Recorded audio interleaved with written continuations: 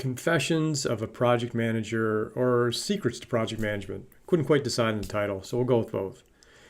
Anyway, here I am. I'm going to share my experience of how I successfully managed hundreds of projects over 30 years, software applications, simulations, board games, toys, books, videos, packaging, marketing, live events, you name it. 30 years, hundreds of projects. They were for small businesses, nonprofits, governments, large businesses, Fortune 500 companies, you name it. And I'm going to share some of my experiences and secrets here with you in this video. Some of the projects were high stakes, some were low stakes, and most were somewhere in between there. So one of the things I like to say is that all the projects I worked on were successful. And that's because I feel like they were completed as designed, but not always as planned, which is a big part of project management. And not all my projects were commercially successful because selling something is often a lot harder than making that thing. But I've never missed a client deadline. I have missed our own internal deadlines when I work with my own internal team on my own products and our own products. But when I take on a client project, I never miss a deadline. And I've never charged a client more than what they've expected, never more than a penny of what's expected. Now, if you have project management experience, you may be saying, well, how is that possible? Like, does that really sound real that somebody could manage so many projects and claim that they're successful? And I know that can seem difficult because project management can be unpredictable. And that's particularly true when you don't have direct control over the resources and budgets. And in that case, it is much more difficult.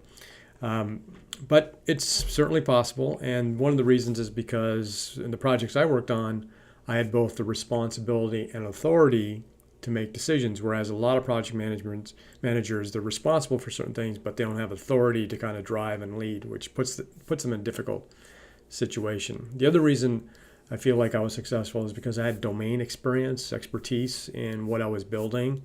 And if you don't have that and you have to rely on other people, that becomes more challenging. So you have to find good people that you can rely on. But anyway, enough of that. Let me get down to my process. I've got some notes here that I'm going to refer to. It's 15 items, approaches, process that I follow. In no particular sorted sequence here. This is just kind of a random selection of 15 important things you need to know if you're interested in being successful as a project manager. So the number one thing, or first thing, not necessarily number one, is gain a complete understanding of the project. So you really need to understand the project, document the needs of the project and the risks of the project. And when I say risks, I'm talking about serious risks that could delay the project, create cost overruns, require some alternative path or solutions. So you need to get those figured out sooner rather than later. For example, when I work on a software project, we look at all the features of that piece of software that we have to build. And if there's any feature that has any type of technology or approach that we have not tried and have done successfully before, we'll do a little bit of research to make sure that we can do it successfully, so that when I'm bidding on the project, developing the scope and stuff, I'll understand, hey, you know what, this is no problem. We'll just include it like anything else. Or wait a minute, this has some unknowns to it. We may have to add a little extra time for this particular task. So look at everything, look at the entire project, make sure you totally understand what needs to be done. Because if you understand at the beginning, you're going to be able to mitigate a lot of the challenges and risks that come later. Number two, know what success means. So what does a successful project mean? So every project has a reason for being done. And if you have a clear understanding of the purpose and the desired outcome, you'll be able to make decisions that align with achieving that outcome, because things were going to happen along the way. And so when things happen, you have to make a decision. Oh, do I need to get some more money? Do I need to ask for more time? Like, do I need to cut something? Well, if you understand, well, what is the ultimate objective for this project? What will make this project successful? Then you know what not to cut and what you can cut, where those corners are that you can trim a little around and still be successful. The third is documentation. So plan the project on paper so there's a clear understanding of where you're going. Use text and graphics, illustrations, storyboards. And when it's not possible to fully spec everything up front, keep iterating as you go. So do as much as you can, and then as you discover new info, start adding to it. So the document is not just for the sake of documenting. It actually helps you think through the process, gives you something to refer back to.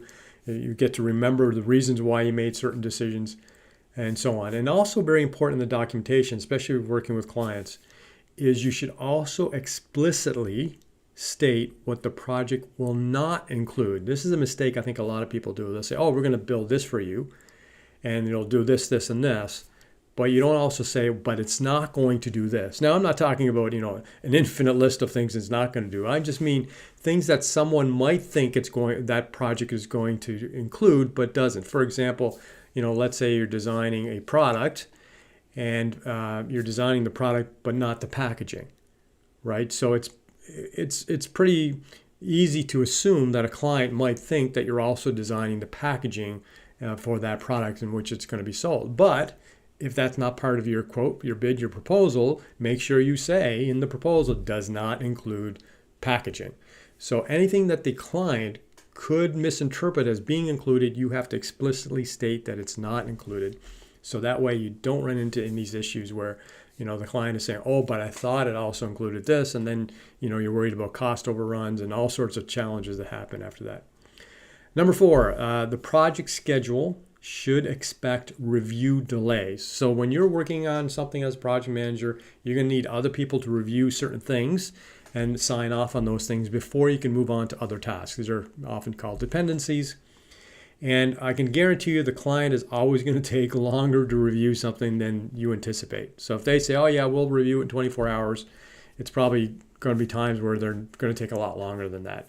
And you should expect that to happen. And you should, in your documentation, actually say, if the reviews are going to take longer, then it's going to push out the project by a certain amount. So again, no surprises. You want to make sure you identify what the consequences are of slow reviews. Next up, asking the right questions. So when you're working with a variety of team members or clients, and you're trying to work out tasks and objectives, you have to ask the right questions to get to the root of the issue. So if you're working with a subject matter expert and you're trying to determine what are the most important milestones and tasks for accomplishing this thing, and maybe you don't have any subject matter expertise in that area, and you're having a conversation with the subject matter expert. Subject matter expert often loves what they're doing and they can talk for hours and hours about it. But you're a project manager. You just need to know a certain number of things. A very specific number of things. Make sure you ask the right questions so you can narrow down the conversation to get to those things that you want to know. For example, what's the estimated time frame that something like this will take? Well, how much generally does this cost? What kind of dependencies are there? What kind of skills? So if I'm going to assign this to somebody, what kind of skills should I look for? What kind of reputation should I consider? So make sure you ask the right questions. And asking questions is a skill in itself. It takes practice. Number 6, I will take your money if you want, but, so I've often said this to clients, I will take your money if you want me to do that, but I think you should consider this. So I'm often telling clients alternatives or something that doesn't fit their objectives. So remember earlier we talked about the success of a project. So if a client comes to me and says, I want to add this, and I know adding that is going to take a lot of time and money, I will tell the client, look, if you really want me to do this, I'll take your money and do it. But my advice is that it's not going to help you achieve the success that you're asking about. So you're going to be spending time and money, delaying the project, spending extra money without necessarily adding to the success of the project. So does that really make sense to do? And a lot of times they'll say, yeah, you're right. We're better off not doing it. Or maybe we'll leave it till version 2 or something like that. And this also helps build trust between you and your client because the client knows you're out for their best interest rather than just trying to increase the scope of the project for yourself. Number 7, find the shortest path to success. So I love cutting corners on projects when it saves time and money for my team, for my client.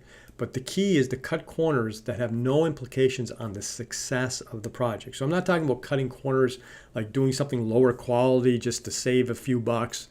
I'm talking about finding what is not as important and say, hey, there's a faster way to do this There's a less expensive way to do this, a more affordable way to do it. There's a better way, whatever it is. And again, not doing it covertly where you're trying to save money, but the client doesn't realize it. You're having these conversations with the client and saying, look, we can do this better. It'll save you time, save the project some money as well. What do you think? Do you think we want us to do this? Yes. Okay, great. Let's do it. Or the client might say, no, I don't want to do that. I want to stick with the original approach. Okay, very good. But you always want to give those options to your client. And if it's your own project, it's much easier to decide what corners you want to cut. Number 8, assigning the right people to the task.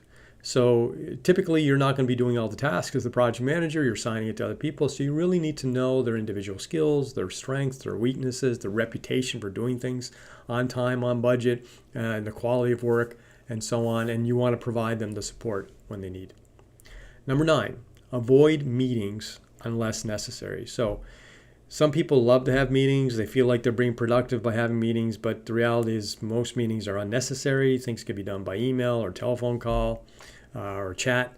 And meetings really break workflow too. People don't realize, like if you've got something on your calendar at 1 o'clock, you're often like avoiding doing things before the 1 hour before that meeting because you're thinking like, well, I don't want to get into this task because I'm not going to have enough time. I got to prep for that other meeting. So it really breaks workflow. It really slows down progress, costs money.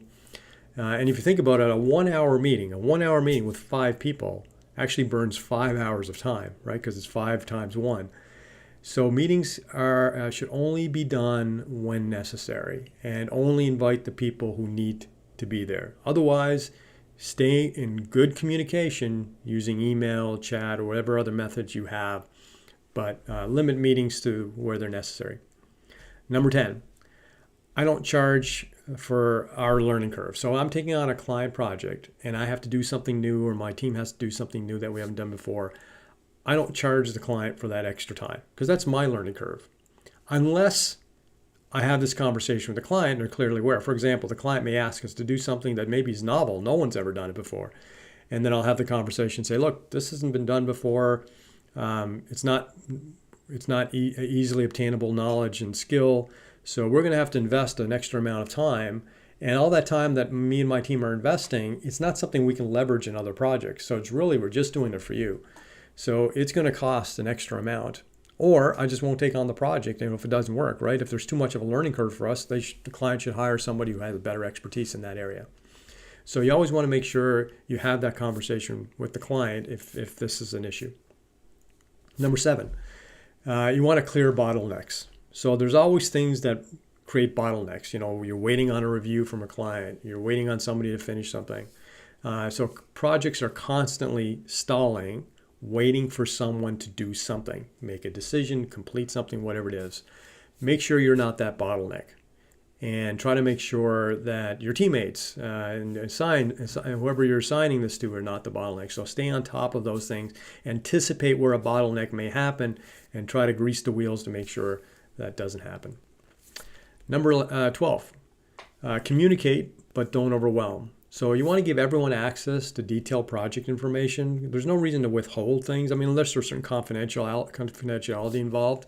But in most projects, there's not that much confidentiality. If everybody's working in the same company or so on, you're all under the same non-disclosures and so on. So make project information accessible to everyone, but don't overwhelm them, right? So if there's something important that a certain group of people need to know, highlight that. Don't expect them to read all the other stuff that everybody else has to read. Just say, look, if you want to read other stuff, you want to access other information, it's there for you. But here's the most important thing that you need to know. And here's the most important thing that you guys need to know.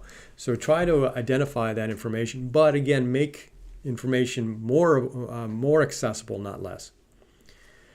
Number 13, micromanage when you need to micromanage. So, delegating when you're a project manager is critical. That's a big part of being a project manager, right? Is being able to delegate things. But it's also important to micromanage when you feel like you need to, right? It's not like you have to be, I like to say, it's not like I want to be in control of every task, but I need to know that every task is in control by someone. And sometimes that someone might land on me. And so if I have to roll up my sleeves and take a deep dive to get something done, then I'm going to do that because that's what the project needs. That's what I'm going to do. Number 14, revisit priorities.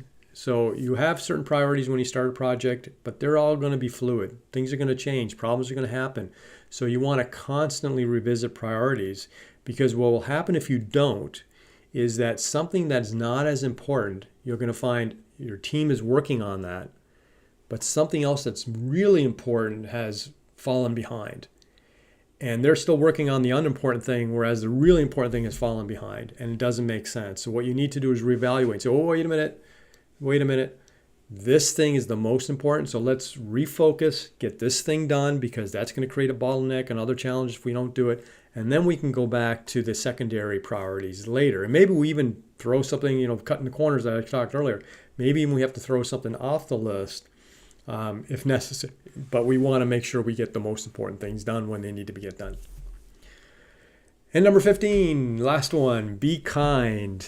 Projects don't do themselves. You need people to do projects.